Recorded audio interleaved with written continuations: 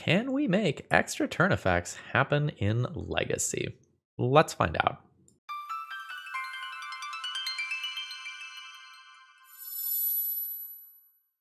Hello folks, Phil Gallagher aka ThrabenU here for another Legacy video, and today Matthew H has asked me to make extra turn effects work in Legacy, and I've chosen Final Fortune. You'll notice that there may be a bit of a downside attached to the back half of this card, and let's kind of talk about some deck building here. Extra turn effects are really strong, just generally speaking, and so they either need to come with a real downside or be costed maybe somewhere in the ballpark of 5 or 6 mana. In Vintage, you're allowed to play with a Time Walk effect that is 2 mana, and well, that one's restricted. So if we're going to play a cheap Time Walk effect in Legacy, it's going to come with a real downside.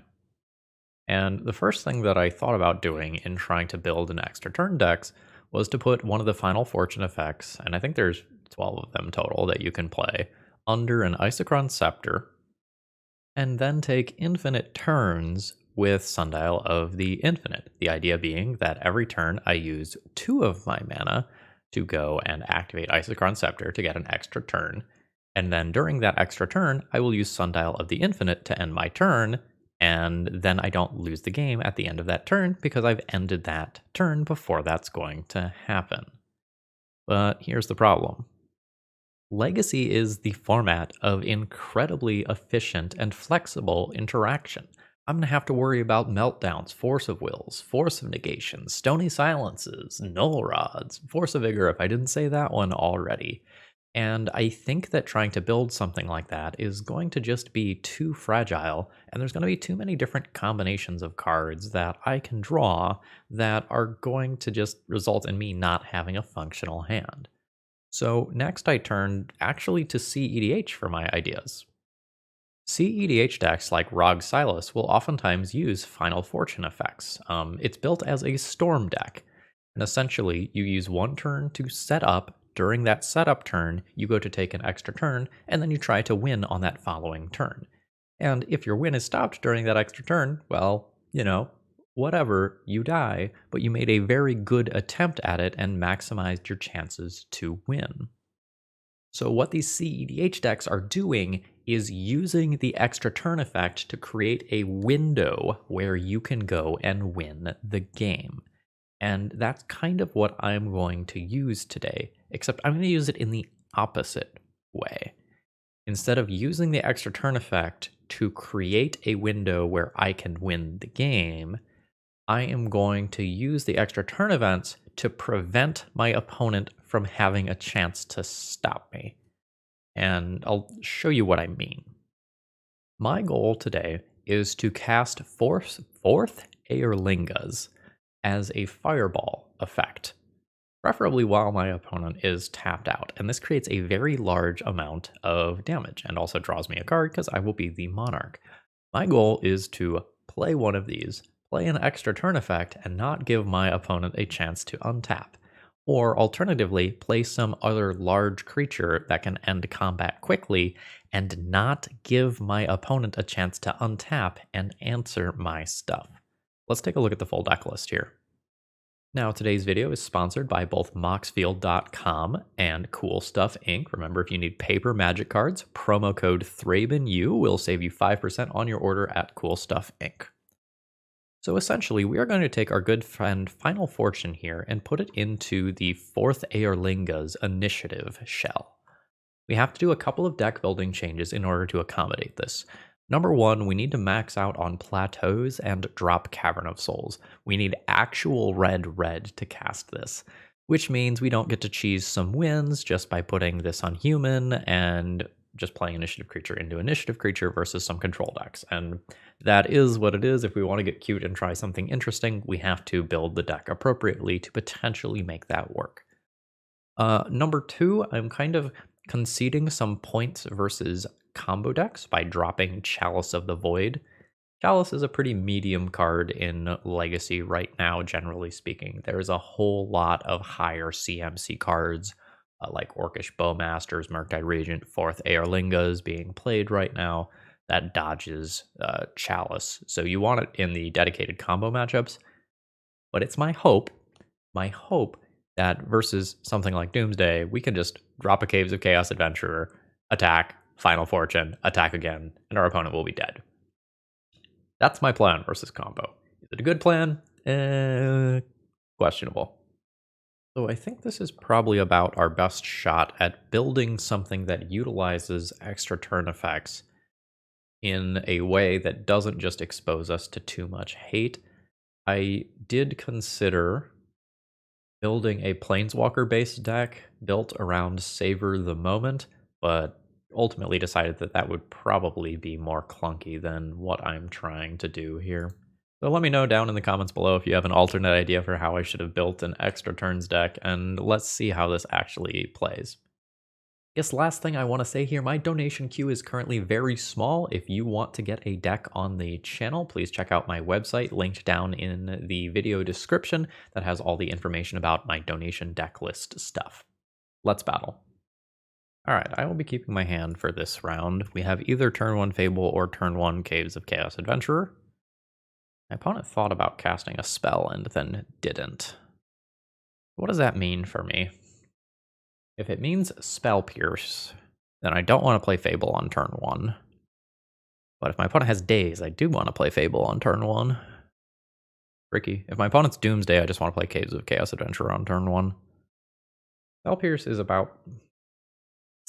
the primary thing that I think that my opponent might have if they were going to cantrip on their turn and then decided against it. I am not. I'm going to jam Caves of Chaos Adventurer. And we'll see if it works. It's quite bad if it just gets dazed here. Force of Will, pitching Lorien Revealed. So this video is probably going to go live after the day that I drop the Living End video, in which I talk about how these cards might end up going and changing Legacy. End of turn tapping black mana? Is this Entomb? No, you just tapped your land wrong. Brainstorm, Upkeep, Cycle, Lorien Revealed to shuffle is a sick line. Oh, it's more than one. Am I playing against Living End now? Or am I just playing against like weird... Oh, fuck. Alright, understood. Yeah, so even if I didn't have that Caves of Chaos Adventurer there, my opponent could have just produced a 6/4 on turn 2. Well, I kind of hate this, but I think I have to do this. Because if I don't do this, my opponent just goes down the left side, forges, and then Fury no longer kills that creature. My game 1 removal is not particularly good. The issue here is that my opponent still has the initiative. An Island Cycle, Binding Volk. Now that they've done that, they'll go ahead and do their scrying. Alright, there's a new land drop. Oh, you're just gonna Murktide after doing a bunch of cycling? Oh, that's really fucking cute. I love this. I feel vindicated by my theories in yesterday's video. I am in some serious shit though, folks. Like, I don't know that I have good outs to this. My opponent hits me for 7. Then they hit me for 7. And then they hit me for 11. Off Catacombs. Yeah. Well, that helps. Let's try to Oblivion Ring this sucker. Alright. My opponent still has the initiative. And let me tell you, Throne of the Dead 3 is fucking terrifying when my opponent just has, like, random things like this. Dragon Rage Channeler in there as well. Fueling the Murktide Regents. Well? Alright. I think I ignore the existence of Daze here. I think I need every single point of power here. Never fails. Never ever fails, but if I do it for X's too, I can't threaten to take back the initiative. I regret nothing. I'm going to continue playing to see if I can see some more cards when my opponent does Throne of the Dead 3. This is a Delver deck. This is a full-on Delver deck. This is Grixis Delver with Reanimates, and they're treating Lorien Revealed as like a ponder that can become a ancestral later. No, I like what's going on here a lot. You're too late. Lorien Revealed also is a way if they have a single island for them to get that through a Blood Moon. Wow, that's quite good. I don't think I play ley lines. Like, I think they're reasonable, but if my opponent has reanimates, they'll just counter one of my things and reanimate that, and it'll still be bad. I like Blood Moon when I'm on the play. This is a matchup where not having the Cavern of Souls matters a lot, because if I have the Cavern of Souls, I also probably play Magus of the Moon. This is a matchup, though, where if I do cast a Final Fortune with like a Seasoned Dungeoneer or a Chaos Adventurer, it's insane. Let's keep the Final Fortunes in the deck for the sake of entertainment. I don't really think that's correct, but let's do it. Let's try this. I'm going to keep these in as well. They're a little medium versus interaction that my opponent can have, but I'd like to gather more data on that card. So I think this hand is too slow to be reasonable. If I could cast a Caves of Chaos Adventurer on turn 2, I'd be down with this, but I can't. This is turn 2, Forth Eorlingas for 1 with a Fury to back that up. I am not excited about that. I'm going to go to 5. This is a Force of Will check hand, probably. I'm going to keep this. I will bin 2 of these cards. And I don't love my position. I don't think it's worth going deeper than just this, but I am at a pretty massive disadvantage. I think I am attempting turn 2 Seasoned Dungeoneer, so that under Chrome Mox I can have something that taps for 2 colors. That play makes that a little more awkward. But I guess it also makes the Monarch more awkward, so, you know. Yeah, this is attempt initiative creature into attempt initiative creature. Yeah. This one gets bolted, this one doesn't get bolted. If my opponent has Daze, I would rather this get Daze to actually resolve this because it lives through Bolt. I'm going to play the Caves of Chaos Adventurer and then try to play Seasoned Dungeoneer around the initiative next turn. Around the initiative, blah. Around Daze is what I meant. Alright, am I just getting bolted? I am just getting bolted. Alright, goodbye. Alright. My opponent takes the initiative. I'm hoping to take it right back and then have something that is defended versus Lightning Bolt and Daze. Failed to find a basic land. Second Dragon Rage Channeler. Alright. I'm going to play the one that doesn't get bolted. I guess this one doesn't get bolted if I get to Forge. Well, we did play around Daze. I'm going to be pretty far behind here. Especially if my opponent can turn those into 3/3s. Like, one of them will become a 3/3 because of Forge. We'll see if they can grow them further than just that. Oh, wow.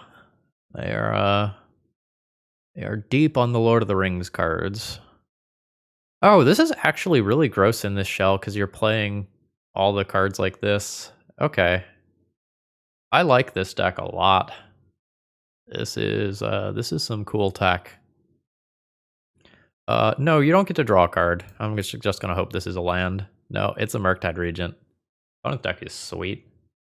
Today's video is sponsored by Moxfield.com, which is just the best place to host your online deck lists, and I don't think it's close.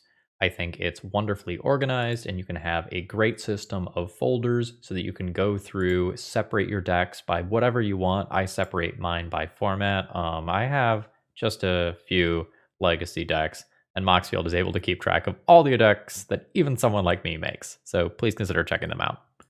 All right, I will be keeping this hand, I believe. My opponent has revealed a Yorion.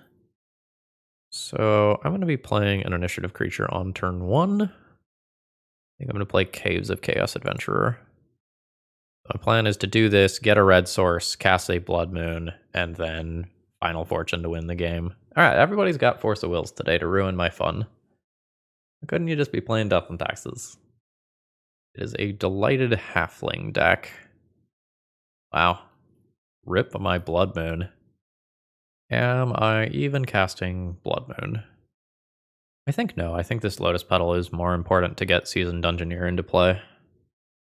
My opponent can already cast things like Teferi and Minsc and Boo through Blood Moon, so I think the damage is done on this one and the ship has sailed on Blood Moon. Not to say that it does nothing. Yep. I might have to play the Blood Moon now to keep Uro from coming back. 4 cards in graveyard. Fetch land brings back Uro, which will be tough to beat. But I think I'd rather try to dodge for a turn and play this Seasoned Dungeoneer, which can get me 2 red mana to Blood Moon afterwards.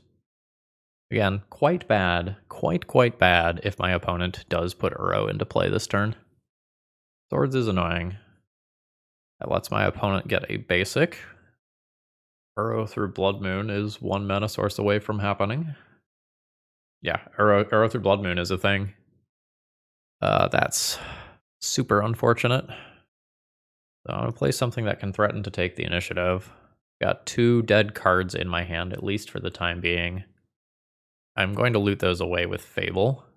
Wow, okay. Forge feels a little strange to me. Like, as the Hellbent control deck, I think I want to scry? I guess if their plan is just jam Uro this turn, going down that left side is fine. They probably win either way at this point. Like, the unchecked Uro alone, when I have 1 land in play, is probably enough. Like, I'll pretend that I'm playing Magic, but am very skeptical that I can bring this back in any capacity. So, take 9 damage this turn. Do I need to chump? Yeah, I have to chump. Gain some life, try to find time to buff Seasoned Dungeoneer to a reasonable level. I don't know, maybe I have to keep that to 100% play Seasoned Dungeoneer. Yeah, I think I needed to take the 6. Like, luckily I got paid off. Oh, no, I didn't. White mana. No, I shouldn't have blocked. I should be at 5. Go to 3, play this. Block, go to 2. Archives. I think I still probably lose from that position, but I did mess up. So my Blood Moon effects are terrible versus my opponent's deck. Despite the fact that it's many colors, because I do have Delighted Halfling and the Mox. So let's get the Blood Moons out and play some removal. I think that's just what I've got going on. It feels kind of bad, but I think I'm in a Force of Will check position where I wish I had Cavernous Souls, but my mana base can't support it if I'm trying to do extra turn nonsense. Alright, I'm going to keep this. I'm thinking about the Spirit Guide. I think for mana purposes, I need this under Chrome Mox. Force of Negation on Chrome Mox. That is incredibly aggressive and is not going to do what you want it to do. Now, admittedly, if my opponent also just has a natural Swords to Plowshares in their hand, that play is going to end up being okay. Otherwise, that play does basically nothing. Alright, I will use this ability. This is very hard to cast right now. I think I'm going to bin those 2. Nice. Let's go ahead and crash in. My opponent's at 18. Let's go 1, 2. Yeah. Which one am I playing? I think just the more aggressive one. Alright, there's an effective turn 2 win. Yeah, so assuming my opponent had nothing there, I would have played this, gone to the next turn, put 2 counters on this, attacked for 9, Final Fortune, win, but my opponent conceded before I could do that. I think they lost that game when they Force of Negation to the Chrome Mox. This is a slow hand. I am considering keeping it because I can remove a Mox or a Delighted Halfling on turn 2 and then follow it up with initiative creatures. And Mana Acceleration is a reasonable draw, a Fable is a reasonable draw, Lightning Bolt and Swords are reasonable draws. I think this hand gets better or is situationally good enough of the time where I just keep it. Yeah, so if my opponent plays something that I can remove with Touch the Spirit Realm this turn, I'm plenty happy with where we're at. Sure. So this red land probably indicates that Forth Eorlingas is in my opponent's deck somewhere. Fable is a fantastic draw. That gives me something to do next turn if I don't want to cast Touch the Spirit Realm. Sure. Yep. See how my opponent deals with this Hydroblast. That's fine. Like, I have three turns worth of initiative creatures to play. Alright, there's another land. There's a halfling. And Life from the Loam. That was almost certainly wrong, right? Like, you just cast a Life from the Loam and blow up my Ancient Tomb to prevent me from playing a reasonable Magic the Gathering card. As much as I want to Touch the Spirit Realm, the Delighted Halfling, so that Swords to Plowshares can't take the initiative, I'm pretty sure that I just have to play an initiative creature here for the sake of using my mana so that Wasteland doesn't beat me. Alright, no dredge on Life from the Loam. This is very frustrating. Yep. So I'll lose Ancient Tomb here. Pretty sure the sequencing is wrong here.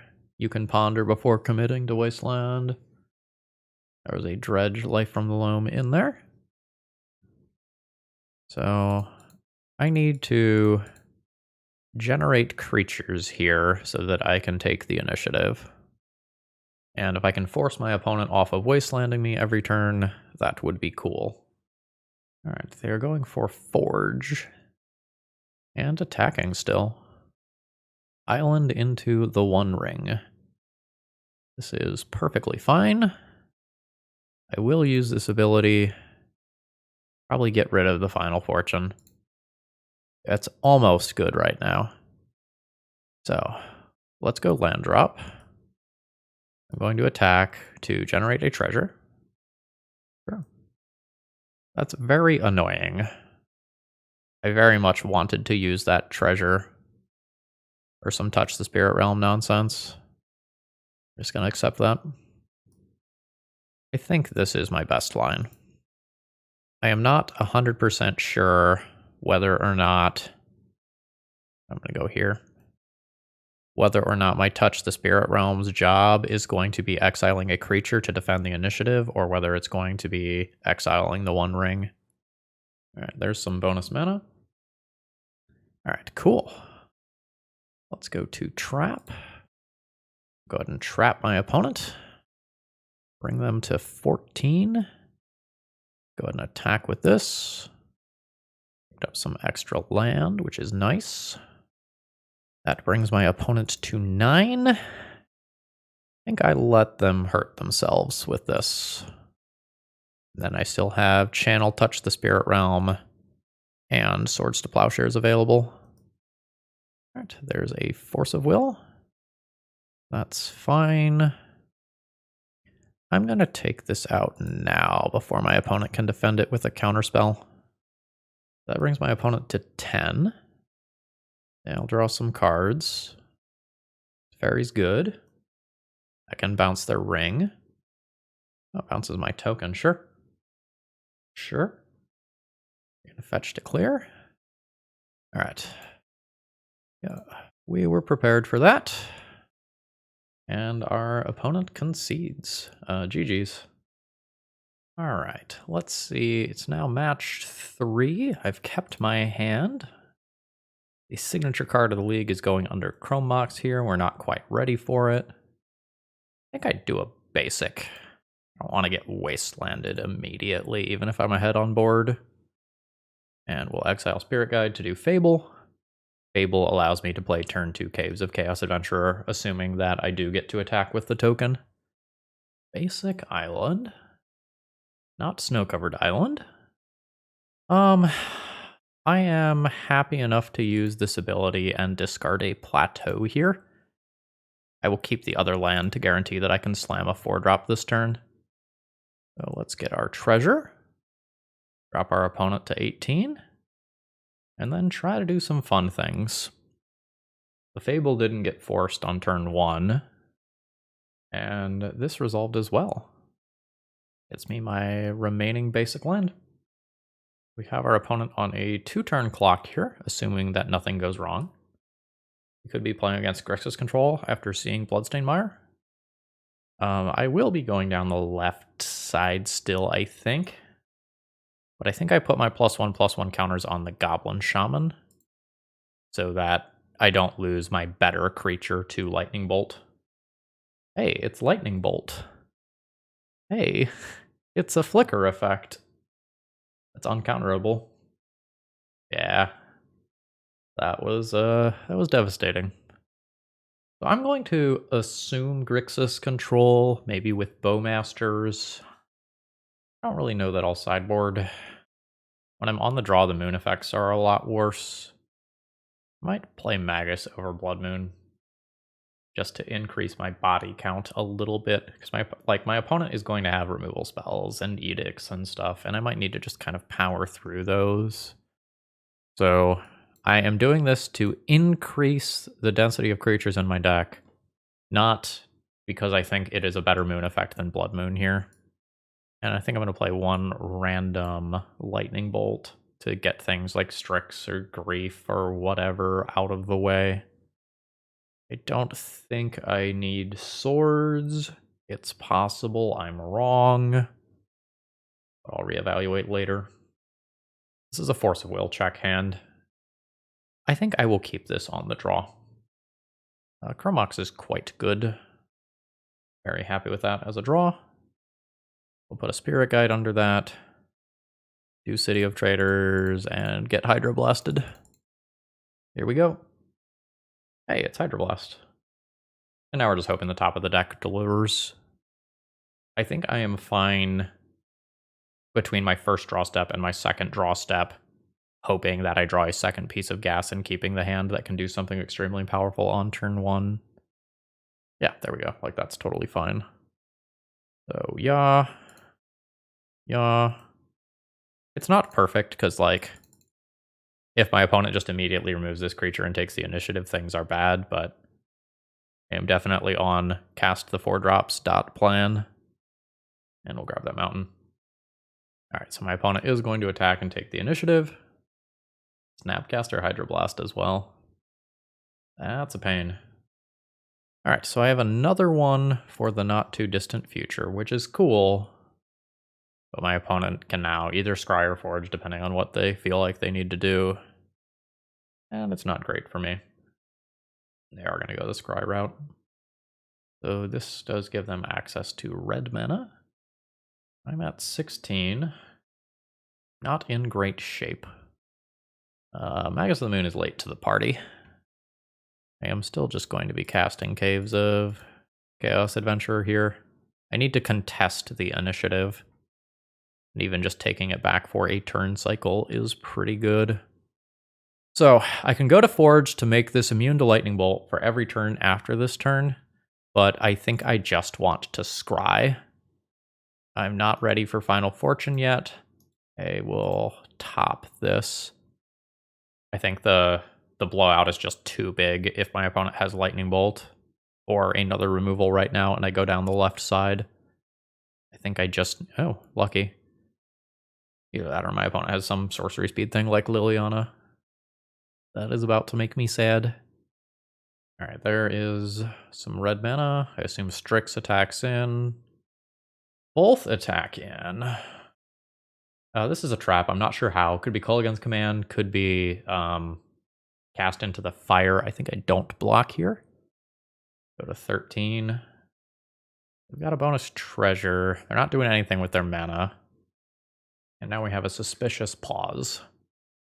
I think I attack and attempt to take the initiative back, assuming that something goes wrong in process. This attack allows me to exile a card with Caves of Chaos Adventurer. Final Fortune. Interesting. I went down the wrong side of the Undercity for that to be good right now. Or did I? I'll be going to stash. Let's go land drop.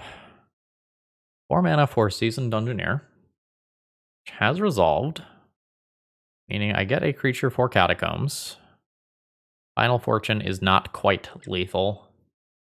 5, 8, 12 out of 15. Plus my opponent has 5 open mana, so I think I just don't. If I went down this side, it would have been lethal, but like the game would have been entirely different because I would have drawn through another Final Fortune first, which would have rotted in my hand. Okay, so I'm going to discard this Magus of the Moon. That's fine. Could have not played this land to keep the Magus. Possible that was a mistake on my end, but it's a little hard to tell. That's a Chonky Ponder. What? Okay, that's better.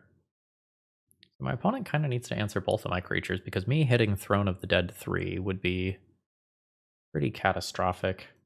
And like one of these has Trample and one of these has Protection, both of which make getting through in combat pretty easy. Sure. It's just Emergency Ponder. It is Emergency Ponder. They're going to need something like Lightning Bolt plus Edict. If both are attacking in, again, I think I don't block. I don't want to open up lines where a K command kills one of these and then an Edict gets the other one. Or, you know, Lightning block. The Lightning block? Lightning Bolt opening up the ability to kill this is a pain. And I believe I don't fetch with Arid Mesa because I think I have some crap on the bottom of my deck that I don't want if memory serves. Reanimate Caves of Chaos Adventurer. That's interesting. Oh, they've got trolls. The troll's legitimately a problem. That can't be blocked except by 3 or more creatures. I might lose to that. So only an attack with Seasoned Dungeoneer makes sense. How am I not dying? Probably finding Fury. Oh, that's so annoying. So, attack with this. I'm going to double check, but that is a Fury. That pretty clearly seems to be the card that I want to hit. I will not put that into my graveyard. I get the initiative. I get to Throne of the Dead 3. Take Fury. 1, 2, 3, 4. Take an exceptional amount of power and bodies out of play. Then drop Fable of the Mirror Breaker. Not fetching might be the difference between life and death, by the way. Yeah. I'm fine giving up my treasure for that. As to not fetch, that difference between 9 and 10 is a big deal. I hope my opponent doesn't attack with both of their creatures because it gives me a lot to think about if they do. Damn it. So, if I don't block the troll, I am dead to any direct damage spell. Which is K Commander Lightning Bolt. It seems like my opponent was trying to get me to fetch last turn. So I think they have a direct damage spell. Which would mean blocking the troll is correct. I lose Fury and Caves of Chaos Adventurer. And die to Caves of Chaos Adventurer on the next turn. I don't have lethal through Baleful Strix. Wait, if my opponent has a removal spell, they just fire it off pre-combat, right? Like, let's say they have a Lightning Bolt. They fire that off on Caves of Chaos Adventurer. I can never block the troll. No, I take 9. Ugh. I basically always win if my opponent does not have Lightning Bolt and I don't block the troll. I'm going to go for the block the troll line. But let the record show that I don't like it. Alright. So the initiative changes hands. My opponent can fetch for a basic. I'm not sure they're going to have one. They might have a mountain. Oh, they have another swamp even. No, they had a mountain in hand. Alright. So they get the Strix. They get to do that for free because of this ability. Now they get to go fishing. 2 damage to my face. Return Snapcaster Mage. So I was correct in playing around the troll. Or sorry, like blocking the troll. Oh, they just had it all though. Okay. Well, I'm happy with how I played that one. Yeah, I win the game if I get another draw step. So, now that I know that my opponent is playing those trolls and reanimate, I probably have to play Source of Plowshares. And we're having trouble getting into a strong enough position where I can cast this for lethal. My opponent has 5 basics in their deck, 4 relevant ones. Bloodmoon on the play is still a thing, but I don't think I'm going to mess around with that. This is a Force of Will check hand, which is not a place that I want to be, but it might be the place where I'm at.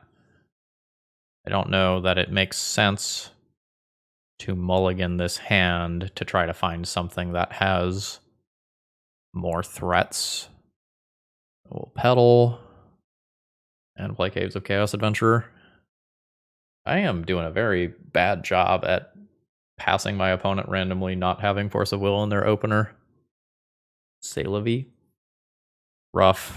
Not gonna make a land drop here because I can't play a 4-drop if I draw one. For sure.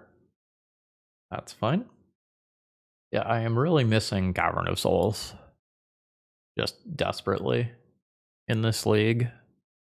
My opponent's got another land. I presume will end up being a swamp. Alright, fantastic. Yeah. This one doesn't eat a Pyroblast, which is nice. If my opponent has another force, well, they're at least going to look for one. Yep. Expected Brainstorm looking for Force of Will. This is a pretty big get on my end. My opponent probably can't take the initiative back on their turn. I mean, it can happen with Reanimate, I guess. But it's not going to happen through traditional combat. And it is tough for my opponent to both take the initiative and answer my Seasoned Dungeoneer at the same time. Especially with Island being one of their lands. Okay. Probably most important decision of this game happens right now, and it's whether or not I go for Forge or Lost Well. I think it has to be Lost Well. I think I just need to keep the hits rolling and make sure I don't draw lands off the top. Those are basically lands. I'm going to bottom swords. I want another threat. Kind of like a threat. I will not put that into my graveyard. Right, my opponent takes 4, going to 13. And I'm going to go ahead and cast a Spirit Guide just to make something like a Snapcaster Mage more awkward. Swamp Cycle. Finding bad lands, no other play. That's great for me. We'll see what my opponent has here. In theory, board wipes like Toxic Deluge exist. They're not very commonly played. At least not right now. And there's an Edict for my other creature. My opponent could have Spell Pierce for this Fable. I'll be going to Stash. And to specifically play around Spell Pierce, I am going to play out another land, even though I don't want to play another land. I want to loot through both of these, but I think it is more important to play this around a known card. Or maybe I shouldn't say a known card. A card that I have seen in a previous game. Like, I don't know that they have it in hand, but I should play around it right now, because this card resolving is so critical to my success in the rest of this game. Here's another land drop from my opponent, which may or may not be what my opponent wants. So now I Catacombs. I am going to loot 1. It's a little annoying. Or I guess my opponent doesn't have a window where they get to play Bowmasters here. All right, so let's loot that land, turn it into something else. I believe I attack now before playing this land. And some portion of the time that gets like a Snapcaster Mage action happening. Petty Theft on the token. Sure.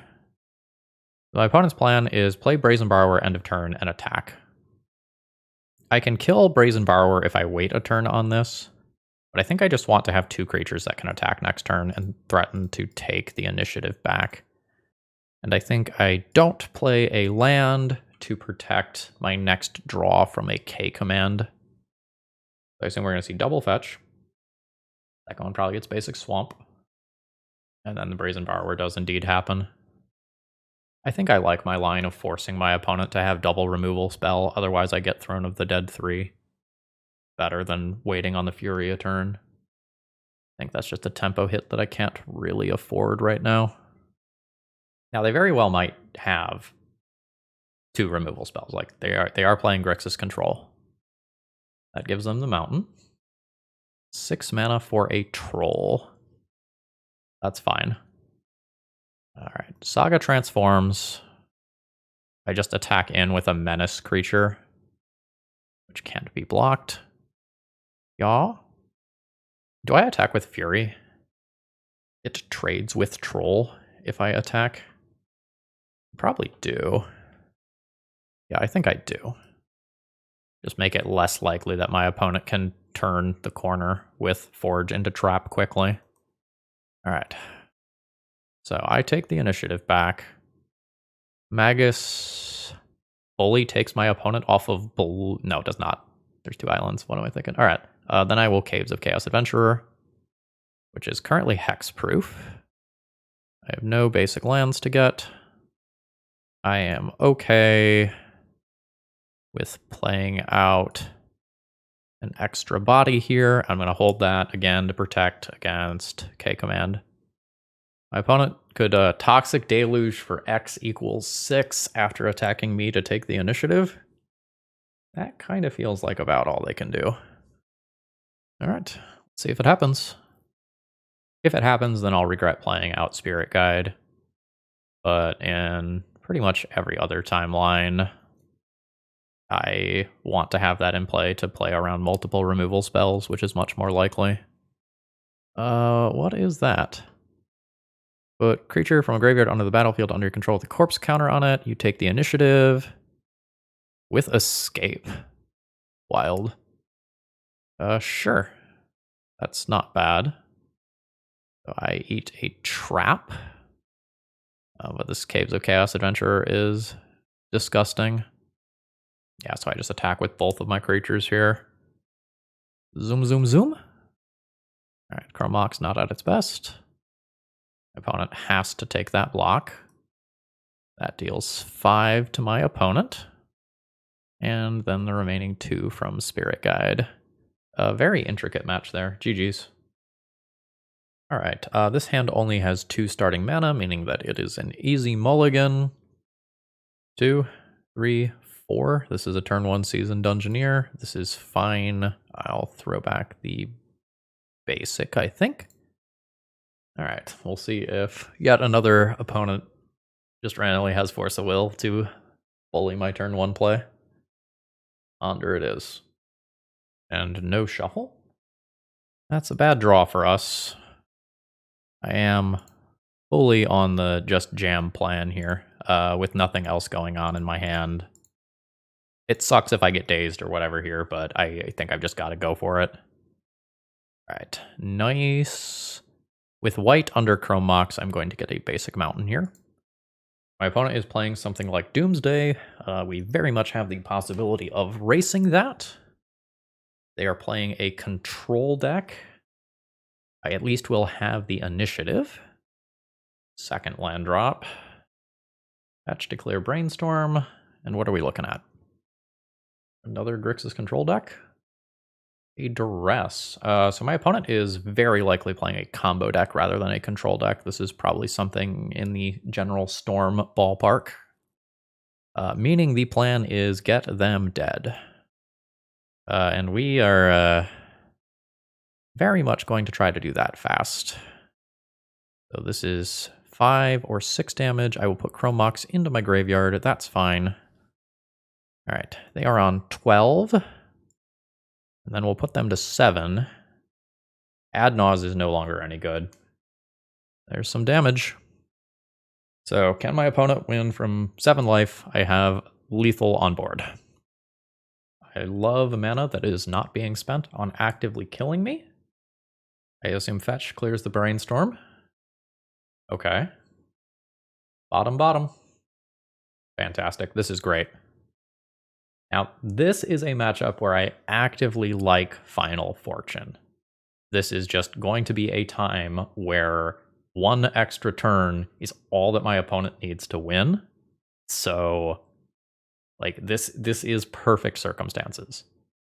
I'm going to play Null Rods. I am going to play Magus of the Moon, I think, to mess with my opponent's mana a little bit more. I might even play Lightning Bolt. It just can go to the face.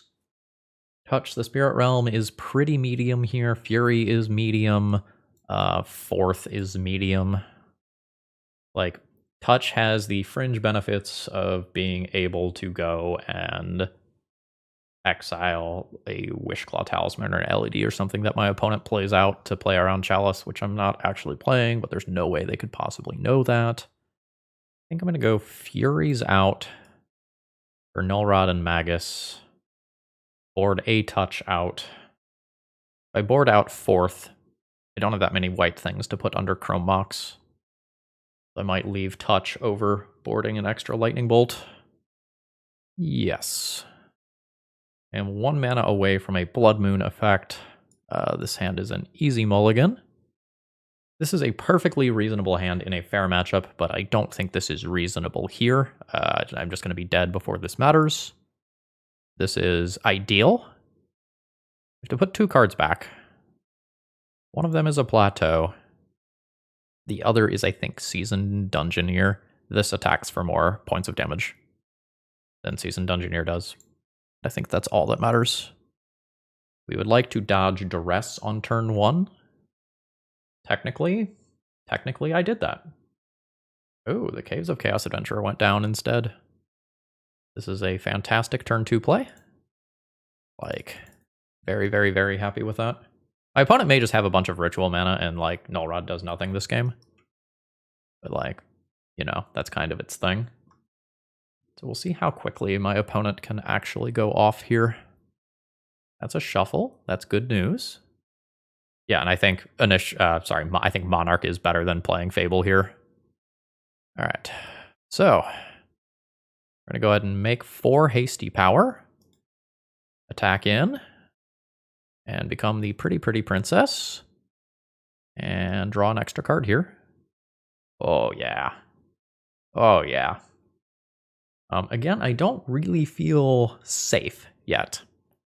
Opponent's life total isn't low enough that Ad Naus is off the table. Ritual mana is still on. They don't have another land. I need another red or white mana. Damn. To cast Forth Eorlingas. My opponent might leave me with that since it's technically uncastable right now. But every time this happens, it's a fucking feel bad. Yep. So I get to attack for 8 this turn. Ad Naus is pretty much off the table at this point. Again, very much could lose. Still, like, rituals are a thing. But not this time. GG's. Alright, for the final round, I have a very strong opening hand. The question is, which way do I want to play this? I think I just play Fable on turn 1 off a Spirit Guide. I would rather that get Force of Willed. Oh, so now you don't have the Force of Will, huh? The time I decide not to commit my initiative creature on turn 1. Okay, Unholy Heat. That's fine. I'm going to use this ability. I think I just loot 1 Lotus Petal so that I can play Seasoned Dungeoneer around Days. Hiding Spirit Guide in hand. Alright. Lotus Petal. Plateau. Seasoned Dungeoneer. No Days. Sad fill noises, but not that sad fill noises because I just have an initiative creature in play. I think this is just a mountain. There's so much Grixis. I think I'm going down the left side here. Red removal isn't going to take out Seasoned Dungeoneer. Well, I guess I should say most red removal. Bobble's fine. I guess Snuff Out is a thing to think about. No, I still think I want to forge. If I forge and hit the counter, even Unholy Heat doesn't kill it anymore. All right, we're big. We have too much land in hand. Get in there. Missing on that is pretty bad. Opponent goes to 15. I'll play a land that they know about. And I am going to cast this so that I have an extra creature I can copy next turn with Reflection of Kiki Jiki just in case Seasoned Dungeoneer does die. All right. They know what I'm drawing next turn. Unholy Heat does have 4 types. It's possible there's a second Unholy Heat in this deck list. Don't get to know for sure. Tapped Mystic Sanctuary. And a Murktide Regent. Definitely scary. Enough out is incredibly bad for me. Otherwise, I think I'm okay. Do that. Take the initiative. Go to trap. Trap my opponent to 10. And it is possible that they die here. It depends on how these hits go. This one targets this one. This one targets this one. I will not put that into my graveyard. Will still not put that into my graveyard. And hitting with both of those gives me the 10 damage that I need to kill my opponent in this turn cycle. That was a high-paced game of Legacy here. I need 4 removal spells at a minimum, and I can think about Leyline of the Void as well. I can actually also think about Magus of the Moon. It's like not the best versus random red removal. I think I can't play a Final Fortune in this round, unfortunately. Because if my opponent is playing Snuff Out and I cast a Final Fortune, I just kill myself. 100% of the time, right? Like, it messes with my combat math, and that's something that can happen for free while they're tapped out. I think Final Fortunes become these. I think on the draw, I will leyline my opponent, and I won't when I'm on the play. I mean, I'm keeping this hand. The touch awkward in that I can't quite YOLO on turn 1. And once turn 2 happens, I might just want to play lands out and kind of play things safely. I'm going to play a different... I'm not going to play that Plains. I'm just going to play this and pass here. I think I don't want to get wastelanded, but I want to have the flexibility of this being a red source. All right, see if I randomly get stifled. Negative. Do I care about getting wastelanded right now? Not really. Yaw. Yaw. Romox.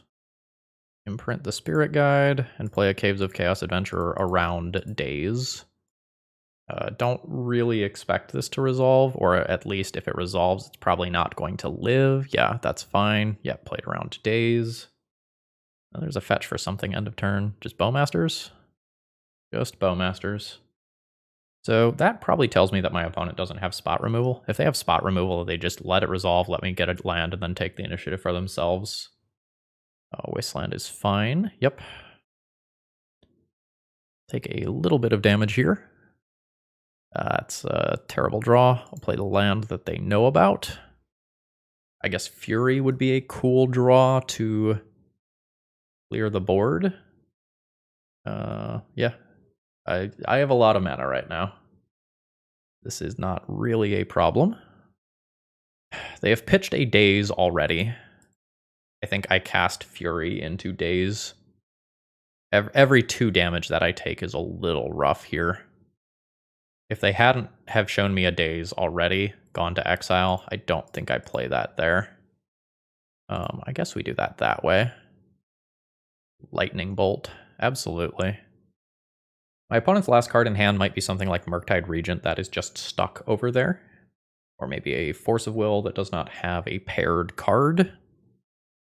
I consider us at relatively even ground, but it's awkward that I have 3 persistent mana sources right now, and my decision to get Plateau earlier in the game is making it so that I don't have the 4th land right now. Which again, really big deal.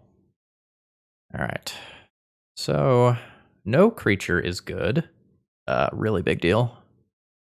An end of turn fetch. It's not a Bowmasters, which is nice for me. The next thing that I cast is somewhat unlikely to resolve.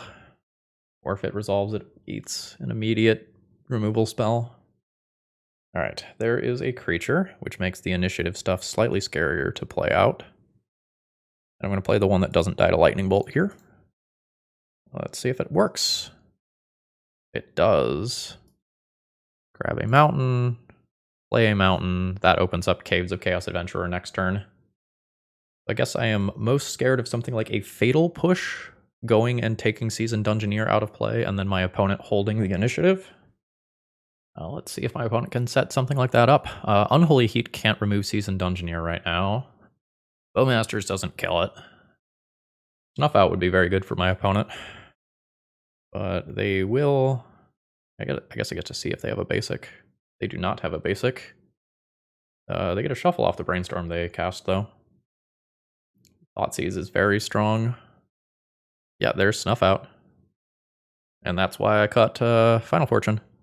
This is a great draw that I can't cast right now. Forge is specifically 2 +1/+1 counters, and this is 4 damage. That is in theory fine. Alright, so up to a 5/4 that you can hardly read. I do die to Lightning Bolt, and I do die to not hitting a mana source this turn. There's the Lightning Bolt. It's possible I lost this one for fetching Plateau. Yeah, I would have hit it. Okay, when I am on the play, I'm going to get rid of Leyline of the Void and do some Blood Moon effects. My opponent's pretty soft to them. And it will make more keepable hands. So the question is, like, what do I get rid of in order to do this? Or do I just play the Blood Moons and not Magus, since Magus dies to Bolt? I don't have a lot of experience with how good this is in these sorts of matchups. I think I'm not going to play Magus, but I'm unsure about that. Is a Force of Will check hand. I'm not in love with it. I'm going to keep it. I'm not happy. All right, my opponent has kept 6. Fourth under the first one. Touch under this second one. And attempt Blood Moon to take my opponent off 2 of their 3 colors. I know they don't have basics. It's in play. It will almost certainly never leave play. So I have 4 Dragon Rage Channelers as things that can kill me. And I have Swords to Plowshares for the first one that my opponent can play. Cool. I'll hold Lotus Petal in case something like Meltdown randomly happens. Another mountain. Fable's great. I don't need to play around Daze, as those aren't islands right now. And that is my opponent conceding, giving us a 4-1 finish with the league, but unfortunately we never cast Final Fortune. So where are we at the end of this league regarding Final Fortune? I will say, in many of these videos that I make where someone asks me to do something unreasonable, in every single round I sideboard out the most unreasonable card and play a slightly powered down version of a normal-ish deck list. And this time around, I did not sideboard out Final Fortune in every round. Versus our combo opponents, Final Fortune was exactly the sort of thing that I did want to have in the deck to take advantage of just that one turn window. And closing the door on that window, wording, is exactly the sort of thing that I would want to do with this card. But the issue is that Final Fortune doesn't do anything on its own. And a lot of times, decks like this one are trying to mulligan towards a hand that can play one card, maybe follow it up with a second, and ride those to victory. And Final Fortune is only good when things are going well for you already. So the overall shell here was strong, but I think the biggest downside to Final Fortune actually is the fact that you cannot play Cavernous Souls in this deck list if you're trying to make these red pips work. And I was miserable, absolutely miserable, like being put in these situations where I was reluctantly keeping Force of Will check hands. And some of them worked out, like in that last round, but a lot of them did not. And having roughly 3 copies of Cavernous Souls to help smooth things out would have gone a long way. Did I miss Chalice of the Void in this league? Not really. there was only one round where I really, really, really wanted to have access to that card, and that was, again, versus my combo opponent, where Final Fortune, although working differently, fulfilled a similar role. So, thumbs up to Red White Initiative as a deck. That is a real, probably tier 1-ish contender in Legacy. Thumbs down to trying to make Final Fortune work in Legacy. Folks, if you have better ideas for extra turn decks, I would love to see them. Throw me your ideas down in the comment below. And by the way, these are what the ThrabenU shirts look like. Let's make that a little bit bigger and get rid of this guy here. They're pretty comfy. I like them a lot. They're done through Bonfire. Links to that are available in the video description. And if you're looking for some cards, remember Cool Stuff Inc. is a great place to shop, and promo code ThrabenU will save you 5% on your order. Folks, I hope you have a wonderful rest of the day, and thanks for watching. See ya!